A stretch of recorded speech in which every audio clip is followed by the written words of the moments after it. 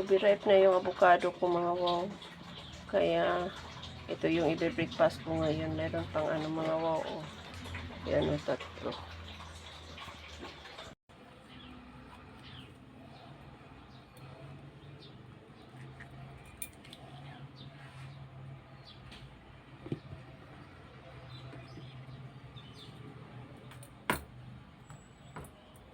Overripe na talaga siya.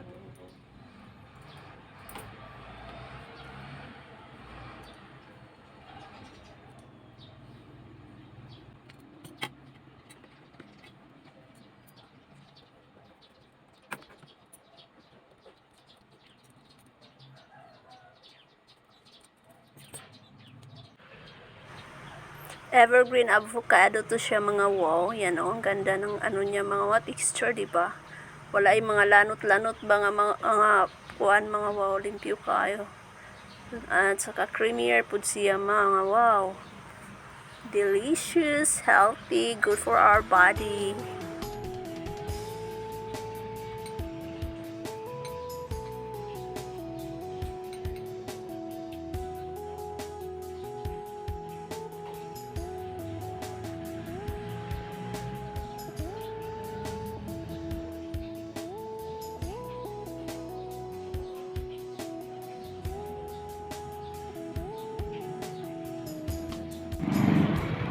There's an accident mga wow.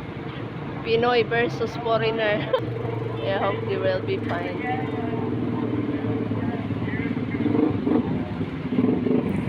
Dumukay na ako sa kusina mga wow. Ang tingog foreigner. That's why nigawas jog ko mga wow. Ang silingan nga distansya ra gud siya mga wow. Ito yung tira kong malunggay kahapon mga wow. So before siya malanta mga wow, gugulay ko siya. Lagyan ko siya ng noodles. At saka yung piniritong isda ko kahapon.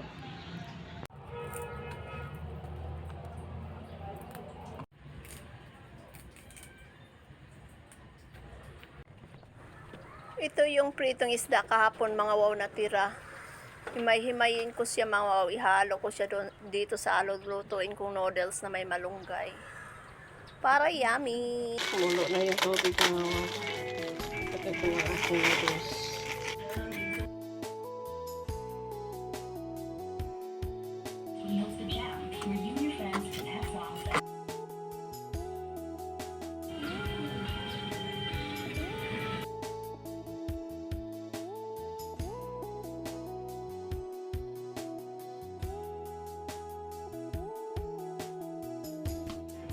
Today's breakfast mga wow, ayan, mayroon tayong malunggay with noodles, saka yung piniritong isda galing kay Hector. I have my avocado from Sambuangeta. And coffee, DTX coffee mix galing sa tindahan. Let's eat! Thank you Lord God. Mga wow, unahin natin tong prutas. Muna tayo ng coffee.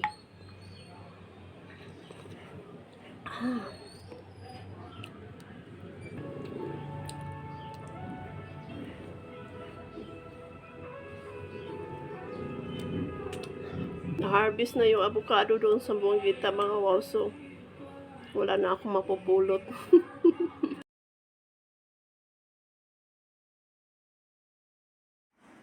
Kainin na natin mga wow ang ating noodles habang mainit-init pa siya kasi pag malamig na mga wow hindi na siya masarap. At saka ang purpose ko talaga mga wow, makaano ng something mainit ba para sa ating kuto-kuto. Mainitan akong kuto-kuto ba mga wow.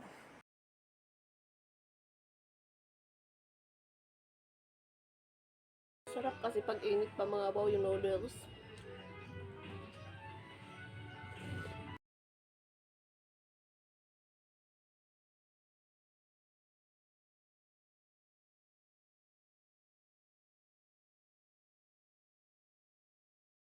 Siguro mga wow, mag-practice, ano ko sa akin vlog mga wow, ibisaya ko na lang siguro mga wow. Nahirapan na ako sa tumang kalisod sa Tagalog mga wow, oy. Maning Bisaya kay diretso-diretso atong istorya ba niya. Di pagod ta marong pronunciation. Kaya ato amang dialect.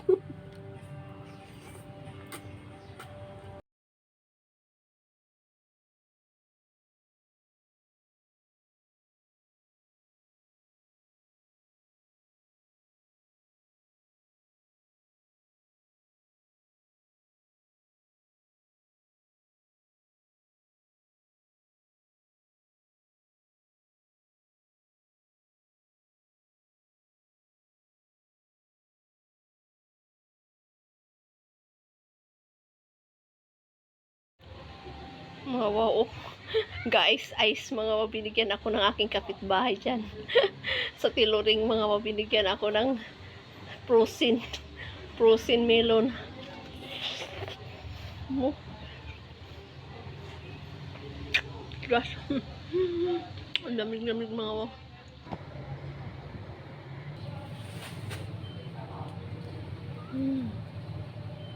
May obis siya mga wow.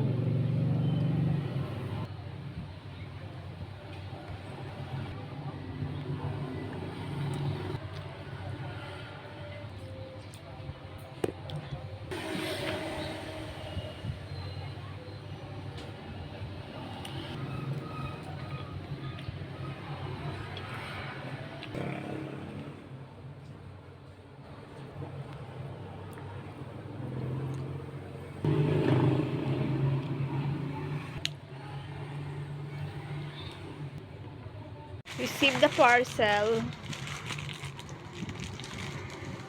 from my employer mga wow.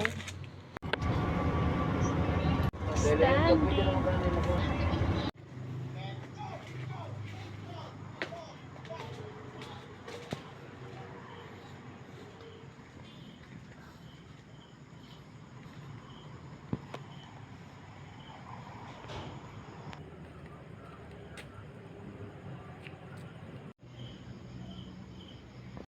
Good morning mga wow. It's pa. Yan ang ating oras.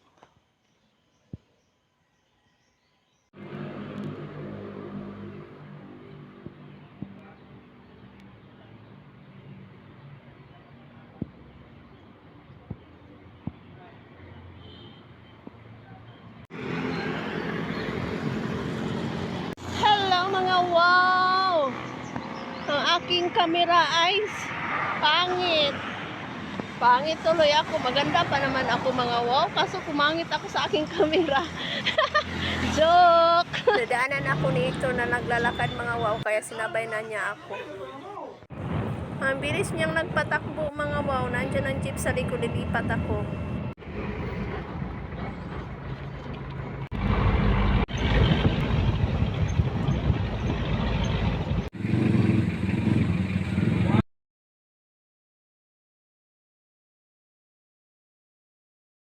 Pag aalis ako mga wow, may bit-bit talaga ako mga wow.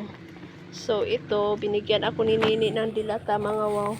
Yan, may dala akong humba. Tapos, yan, binigyan ako ni Nini mga wow ng niswa, 3. Tapos itlog, ayan, 4. Noodles, 2 mga wow. Sardines. Yan. So, yan ang aking mga bit-bit from Sambuangueta, mga wow. Maan rin ako sa mga wow, sa Mercury para bibili ng aking maintenance. Itong maintenance ko. Tumili rin ako ng bread, mga wow. And at last, nakabili na rin ako ng olive oil. Yes, mga wow, nakabili na rin ako ng olive oil. Ayan. 200 plus, mga wow.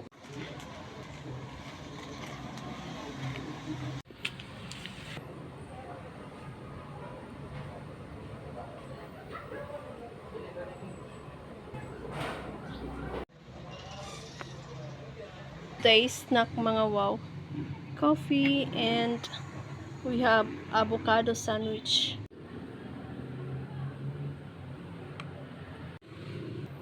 Mainit ang panahon mga wow, pero nagkakape. Kaya pinagpapawisan ako mga wow, pero nagkakape. Ayan. We have avocado sandwich. Walang timpla itong mga wow, itong avocado. Kahit black pepper, wala. Plain lang talaga itong mga wow. Para healthy tayo. Wala na akong avocado. Mga wow.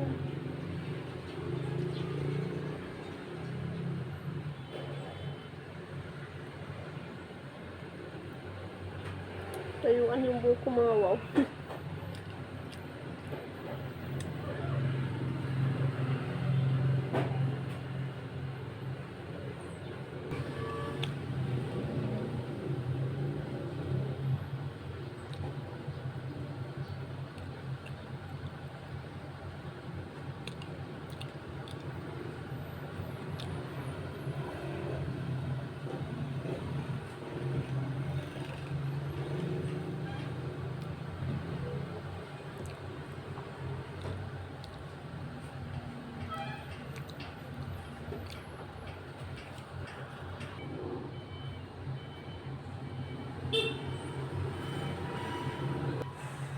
Marami talagang pwedeng gawin sa avocado mga wow. Pwedeng lutuin mga wow. Pwede sa snap, pwede sa salad.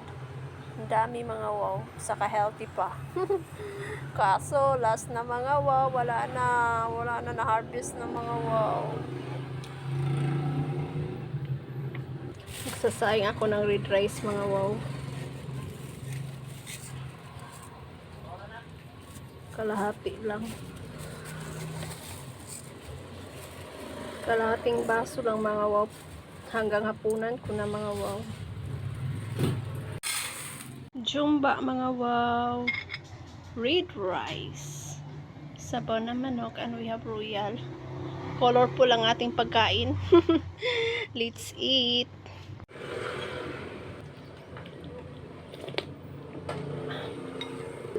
Laki ng sili mga wow.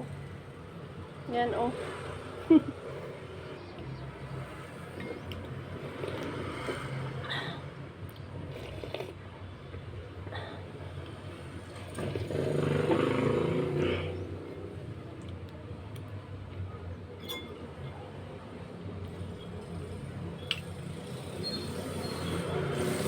Jumba mga wow.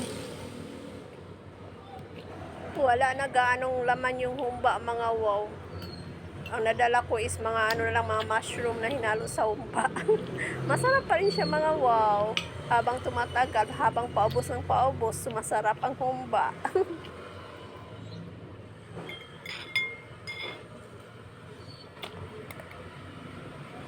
It ended. I all eat.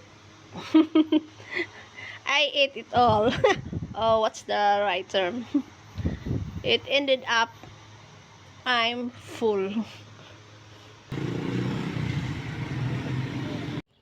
Good morning mga wow. Today is May 23. Yan ang ating oras mga wow. 5:27 in the morning. Yan ang ating labas mga wow. Maliwanag na. Look mga wow. Dami niyang bunga. Yan.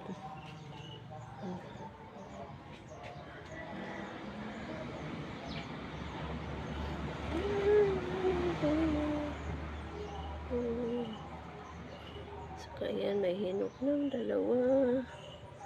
Wow.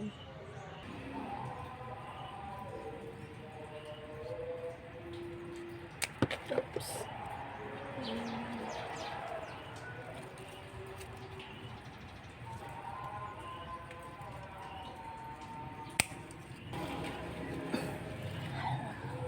Wala pa akong ligo mga wow.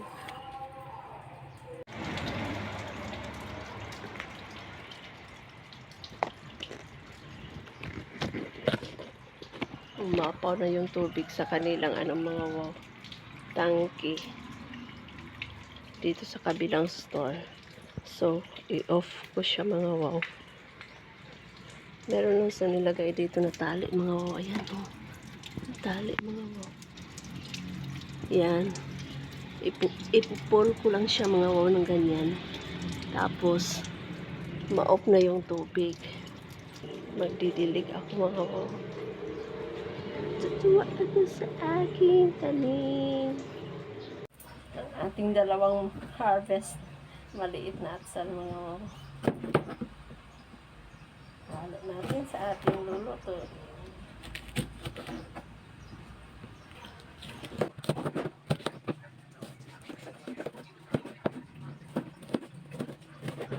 Ito yung kulay mga wow.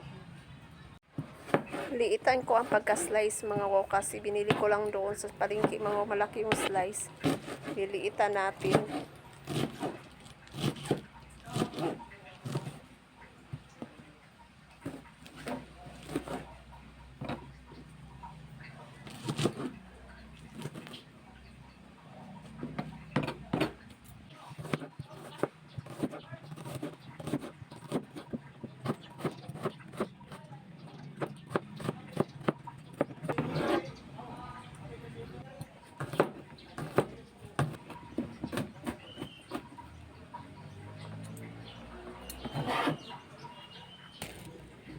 Salt mga wow.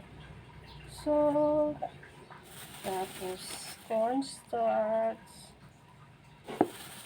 Konting cornstarch. Tapos black pepper, grounded black pepper mga wow. Sarap.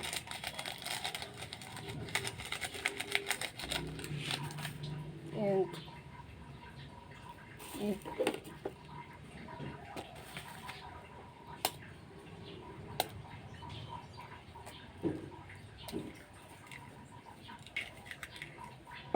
2 eggs.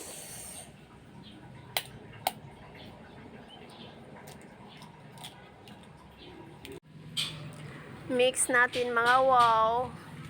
Yan, mix thoroughly. Tapos sit aside natin mga wow kasi mag-toasted ako ng bread. Next mga wow is cabbage pancake. Ang hirap mga wow pag hawak mo lang yung cellphone. Hirap mag-flip mga wow kasi hawak ko yung cellphone tapos ay nako. Wala tayong mga wow tripod.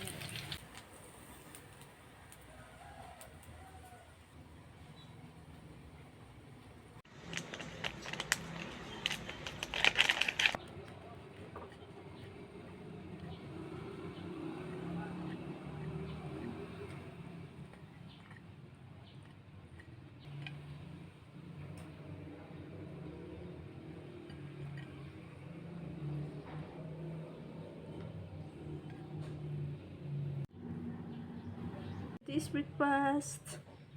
Yan ang ating gulay with toasted bread. Mamahaw tanin yung tanan. So,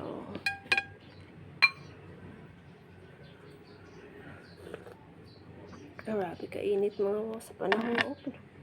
Pinagpapawisan ako mga wow. So, kain.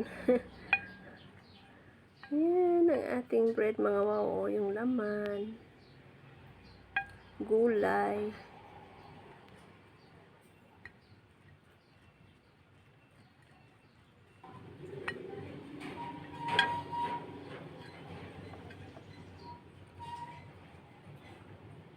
Oh, sarap. Sarap. Gusto ko siyang kamayin mga wow. Nakakahiya naman sa inyo. Gusto ko siyang kamayin sa totoo lang mga wow. Masarap kumain na nakakamay. Pero dahil sa tibol etiquette yan.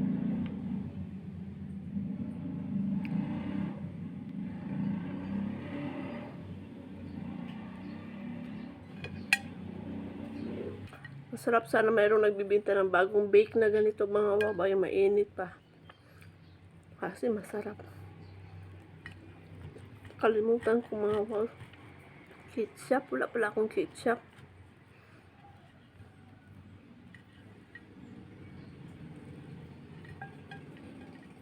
Hindi aabot ng aking fork. Sobrang sarap mga wow. Kita niyo ba yung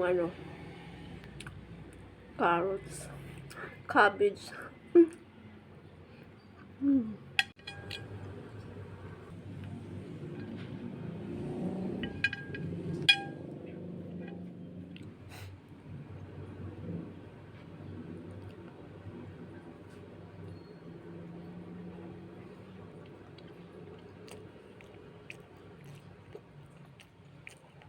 Nalasahan ko na yung atsal mga wow, yung ating pinitas kanina.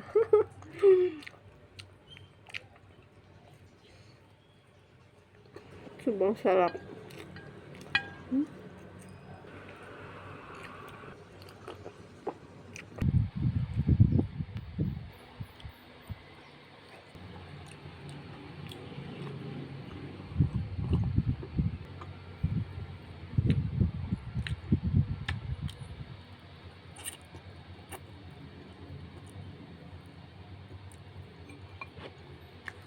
Makulimlim mga wow at maalinsangan ang panahon. Yan ang aking red rice mga wow. Tapos magluluto na ako ng aking ulam kasi ano na pala mga wow, alas 12 na ba? Hindi pa ako nakapagluto ng aking ulam mga wow. Gisa-gisa lang yung luto ko mga wow. Hindi ko na siya timplahan kasi yung halo ko mga wow ito itong humba. Yung gamitin kong panggisa na oil mga wow, itong sa humba lang mga wow. Yan.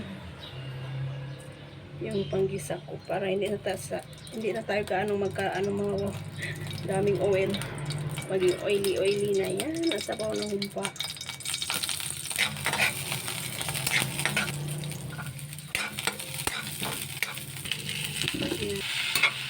Kahit half cook lang yan mga wow. Okay na yan. So, ihalo ko na yung aking humba. Yung daming taba mga wow. Hanggang hapunan ko na yata ito mga wow. Hindi ko na siya titimplahan kasi ano naman yung humba eh. May timpla mga wow.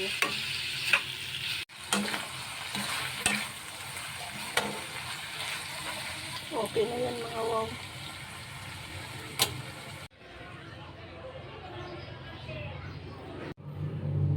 Yan mga wow, ready na ang aking lunch. Kain tayo mga wow. Thank you Lord God sa patons. Thank you Lord. Ngaon mga wow.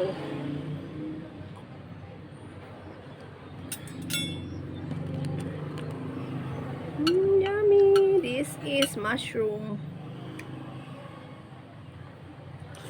Akala ko mga wow karni. Yung mataba-taba mga wow karni. Ano pala yung mga wow mushroom. So halos mushroom ang naandito sa plate ko mga wow.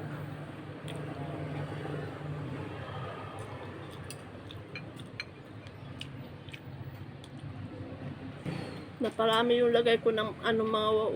Nabuhos ko yung sesame seeds.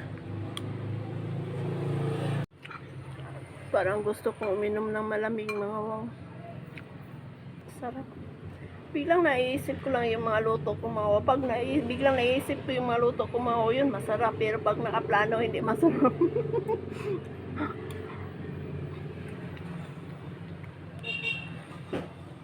Humba na may kulay, bagay na bagay sa ating red rice.